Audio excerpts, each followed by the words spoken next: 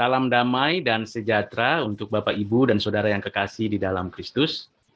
Pada video ini, saya akan melanjutkan pembahasan mengenai hubungan Kristus dan kebudayaan. Sebelumnya, saya sudah menjelaskan model hubungan Kristus dan kebudayaan dari pemikiran Richard Niebuhr, yang tentunya sudah ada pembaharuan-pembaharuan yang saya masukkan dalam penjelasan mengenai hubungan Kristus dan kebudayaan.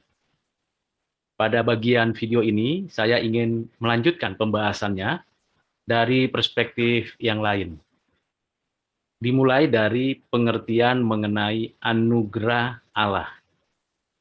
Allah menyatakan anugerahnya, dan saat yang sama, Allah menyatakan dirinya, penyataan dirinya, atau yang kita kenal dengan pewahyuan. Ada dua pewahyuan dan ada dua anugerah yang dapat dibedakan tetapi tidak dapat dipisahkan karena sumbernya sama. Ada korelasi hubungan antara pewahyuan umum dan anugerah umum, pewahyuan khusus dan anugerah khusus. Kita mulai dari pewahyuan umum. Dalam seluruh karya penciptaannya, dari sana kita menyadari bahwa Allah menyatakan diri melalui karyanya. Alam semesta, manusia, dan perjalanan sejarah. Di dalam penataan pewahyuan umum yang menunjukkan bahwa Allah ada dan keberadaannya dapat ditelusuri secara objektif dari karyanya ini, di dalamnya ada anugerah yang secara umum dapat diterima, dinikmati oleh segala makhluk, termasuk khususnya manusia. Dalam respon manusia terhadap pewahyuan umum ini, mendapatkan suatu hasil yang baik berdasarkan pada penyataan umum Allah ini, di mana manusia yang diberikan akal budi dan sensus divinitas, kepekaan akan yang ilahi atau kesadaran akan yang transenden, serta sebagai makhluk yang ada di dalam kesejarahan, merespon seluruh penyataan pewahyuan Allah ini, karena Tuhan memberikan pencerahan. Jadi manusia, Bapak, Ibu, Saudara, dan saya, kita sekalian, diberikan kapasitas untuk merespon penyataan Allah yang secara umum ini. Karena kita diberikan akal budi, kesadaran akan yang transenden atau sensus divinitas, serta pengertian akan perjalanan hidup sejarah kita. Dan di sana juga, di dalam pewahyuan umum, Allah menyatakan providensianya, sekaligus Allah menyatakan anugerahnya secara umum. Respon manusia atas semesta alam, respon manusia atas kesadaran akan yang transenden atau sensus divinitas, dan respon manusia atas perjalanan hidup sejarahnya menghasilkan hal-hal yang penting untuk semakin menyadari akan keberadaan Allah dan memahami pentingnya dan perlunya respon itu untuk kehidupan manusia. Respon pertama terhadap semesta alam, bumi dan segala isinya, manusia mendapatkan, menemukan, memanfaatkan segala kebenaran Allah yang ada di semesta alam. Kebenaran-kebenaran Allah yang diinternalisasi oleh Roh Kudus di dalam setiap tatanan kehidupan di alam ini, yang disebut dengan sistem kehidupan. Kebenaran-kebenaran itu ditemukan, baik sengaja maupun tidak sengaja. Bagaimana manusia dapat menemukan kebenaran-kebenaran Allah di alam ini, di bumi ini, melalui pengamatan indrawi, melalui sebuah upaya penyelidikan, sampai proses pendidikan, baik yang prateoritis maupun yang teoritis, yang informal maupun yang formal. Dengan respon itu, manusia dapat menghasilkan berbagai bidang ilmu pengetahuan, sains, humaniora, sosial, seni, dan juga tentunya bahasa. Keseluruhan tatanan sistem kehidupan yang di dalamnya ada kebenaran-kebenaran Allah yang diinternalisasi oleh Roh Kudus ketika Allah menciptakan langit dan bumi melalui firman, Sang Logos itu. Maka kita dapat memanfaatkan semua hukum alam, semua hukum norma yang ada, melahirkan berbagai ilmu pengetahuan tersebut. Dan dari ilmu pengetahuan, terbentuklah suatu kreativitas manusia yang sudah ada pada dirinya, melahirkan, menghasilkan pembuatan berbagai teknologi, baik yang tradisional sampai yang saat ini digital. Baik dengan memanfaatkan tata ruang, sumber daya alam, sumber daya hutan, sumber daya air, dan sumber daya yang lain di bumi dan di semesta alam, karena ada pengetahuan yang mendasar mengenai kebenaran-kebenaran Allah. Dan itulah yang menjadi terbentuknya peradaban manusia. Terbentuknya suatu kondisi dan situasi manusia dapat secara individu, kelompok, komunitas menghasilkan kebudayaan.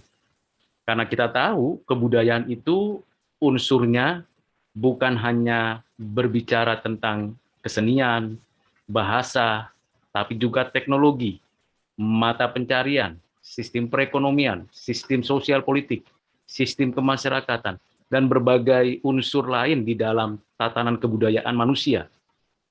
Kebudayaan merupakan sistem kehidupan yang di dalamnya ada kebenaran-kebenaran Allah yang sudah ditemukan, diformulasikan, lalu dijadikan berbagai ilmu pengetahuan, teknologi, berdasarkan teori, konsep, prinsip yang ada. Inilah kebudayaan. Jadi pada dasarnya, kalau kebudayaan itu bermanfaat dan benar teruji kebenaran di dalamnya, maka kebudayaan itu sungguh-sungguh dapat diberikan satu tempat yang khusus sebagai bagian dari kehidupan manusia. Karena manusia tidak mungkin ada tanpa kebudayaan. Dan kebudayaan selalu hadir di dalam kehidupan manusia. Itu tidak bisa dipisahkan, hanya dapat dibedakan. Kebudayaan hasil respon manusia terhadap pewahyuan umum berdasarkan pada anugerah umum Allah. Itu sebabnya hubungan Kristus dan kebudayaan adalah hubungan yang dimulai dari Tuhan yang beranugerah. Kristus yang memberikan arah kepada penemuan, pemanfaatan, pengetahuan, dan teknologi. Sehingga bagi orang Kristen tidak ada kesalahan atau keraguan untuk memanfaatkan berbagai ilmu pengetahuan, berbagai teknologi, untuk kehidupan sejahtera, keadilan, kesucian, dan kebaikan. Karena itu, semua unsur kebudayaan, semua pemikiran, perilaku, dan artefak kebudayaan yang dihasilkan manusia itu dapat dikhususkan bagi kemuliaan Tuhan karena di dalam kehidupan kita orang Kristen sudah dikhususkan, ditebus dengan kuasa darah Kristus. Karena prinsip-prinsip di dalam pikiran manusia, prinsip-prinsip etis dalam kehidupan kebudayaan, dan prinsip-prinsip tatanan semesta alam berada di dalam kuasa Kristus. Sehingga orang Kristen tidak ragu-ragu menggunakan rumah adat, musik-musik tradisional, tenunan-tenunan tradisional, maupun bahasa-bahasa daerah, bahkan pengelolaan sumber daya, lahan, hutan, kebun, ladang, secara tradisional maupun secara modern maupun secara digital dapat dimanfaatkan hanya bagi kemuliaan Tuhan karena semuanya yang ditemukan itu adalah kebenaran-kebenaran Allah. Respon yang kedua ialah sensus divinitas, kesadaran akan yang transenden, kesadaran akan yang maha. Tentu ini berlaku untuk setiap orang dalam satu komunitas dan setiap komunitas dalam satu wilayah. Arah dari sensus divinitas ini memang kalau di luar Kristus, di luar kebenaran Allah, menjadi keliru. Bintang, bulan, matahari menjadi arahnya. Gunung, pohon besar, diri manusia, patung, pahatan menjadi arahnya. Itulah kekeliruan dari respon manusia. Namun, sekalipun demikian, ada tujuan dari respon itu, yaitu manusia ingin melakukan hal yang baik, ingin mengerjakan yang benar. Sikap, nilai, dan kehidupan normatif yang mengarah kepada yang baik, itu perlu untuk dibawa di dalam kebaikan Allah, diterangi oleh kebenaran Kristus. Sehingga setiap kesadaran akan yang transenden, sensus divinitas pada diri tiap orang, dibawa kembali kepada pengenalan akan Allah melalui Kristus.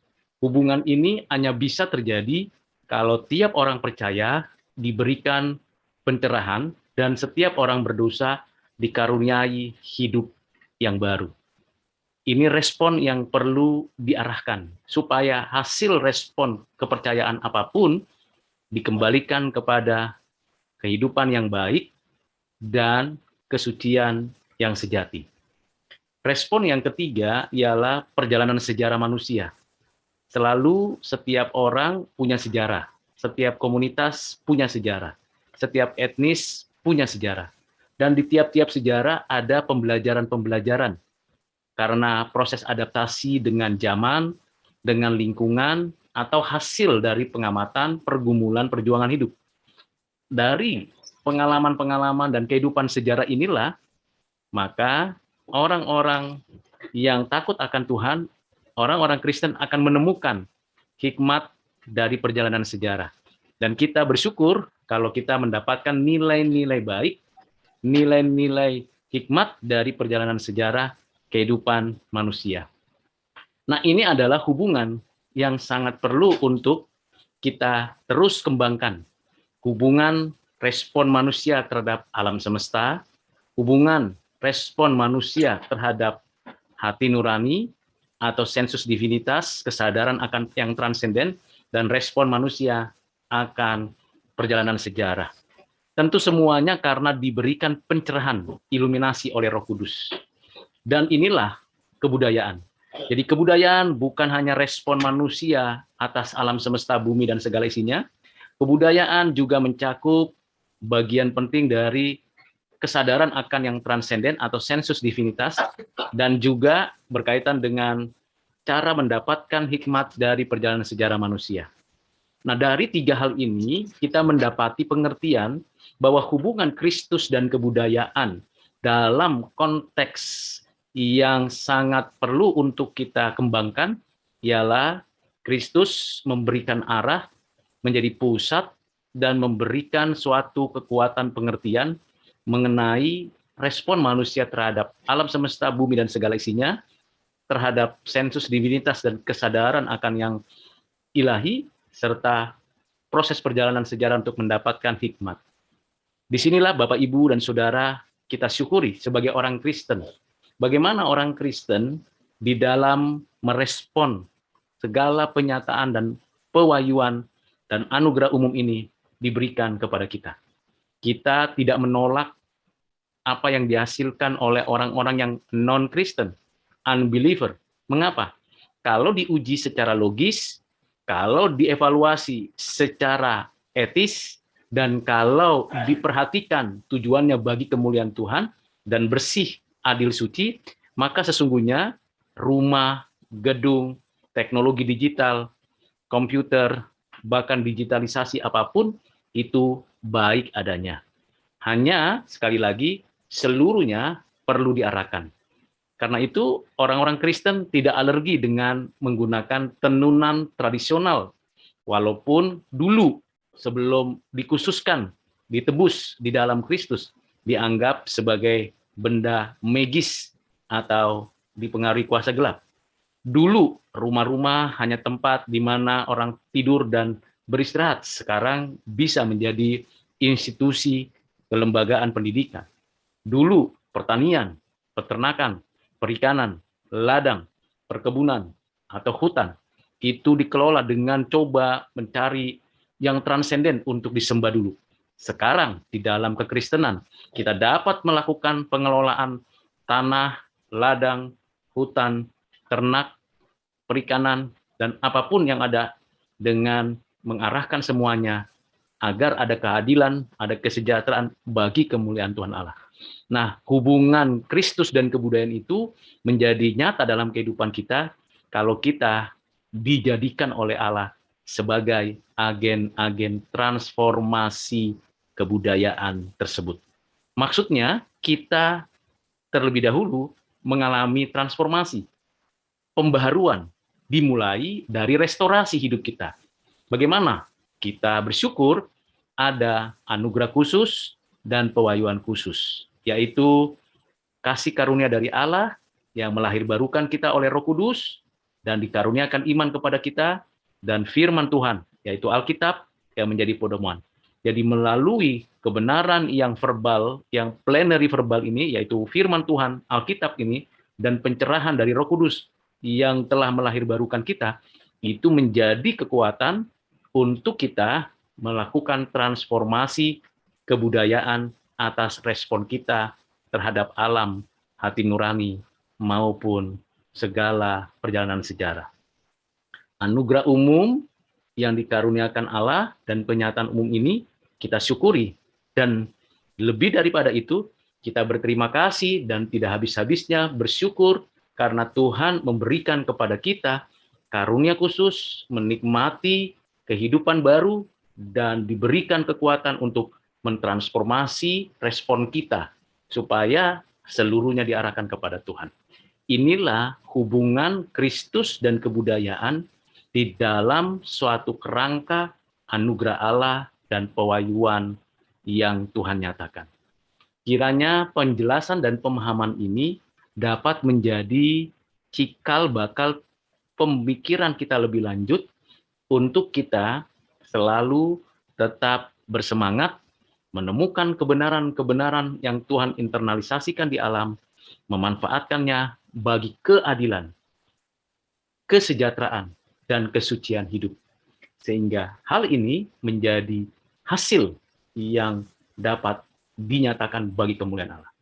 Di pihak lain, kita pun bersyukur karena finalitas firman Tuhan dan karya Roh Kudus yang memberikan pengertian kepada kita tentang kebenaran ini menjadi kekuatan untuk kita sebagai agen transformasi bagi kebudayaan di mana kita berada. Di satu sisi, Alkitab sudah final dan tidak ada penambahan, pengurangan, dan nyata hasilnya dan nyata apa yang dikehendaki Allah di dalam Kristus. Di pihak lain, respon manusia terhadap alam, hati nurani, dan sejarah itu masih terus diperjuangkan dan belum final. Bagaimana mengarahkan respon ini?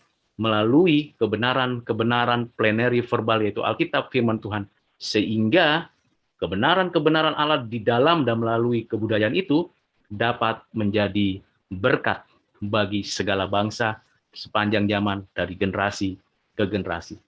Kiranya penjelasan dan pemaparan saya ini dapat menolong Bapak, Ibu, Saudara memikirkan ulang apa yang sudah kita kerjakan dalam zaman kita.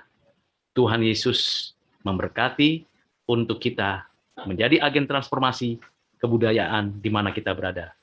Tuhan Yesus menolong kita. Amin.